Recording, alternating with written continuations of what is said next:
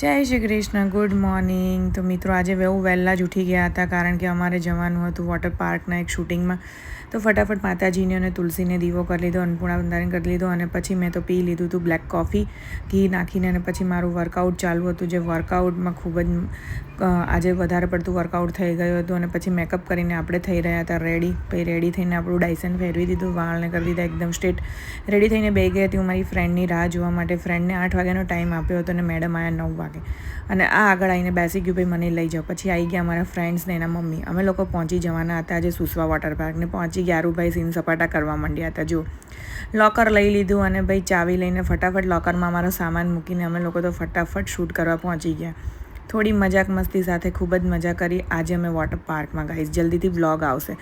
અને રિટર્નમાં નખરા પડીકા ખાતા ખાતા અમે લોકો ઘરે આવી ગયા અને વાળ રમણ ભમણ ઇન્સ્ટુએ સ્વાગત કરી દીધું. જો કે ભાઈ મમ્મા મને મૂકીને જતી રહી હતી, થોડું નારાજ. અને આવીને પછી ફટાફટ વેજીટેબલ હોટપોટ ખીચડી બનાવી જ નાખી અને ફટાફટ ખીચડી ખાઈને અમે આરામ કર્યો. બાય. આ તો સ્કિન બહુ જ બ્લેક થઈ ગઈ છે, તો કોકોનટ ઓઇલ મસાજ કર્યું છે અને એલોવેરા લગાવ્યું છે, તો ઓઇલી ફેસ થઈ ગયું છે. અને આરુભાઈને પણ લગાવી દીધું છે.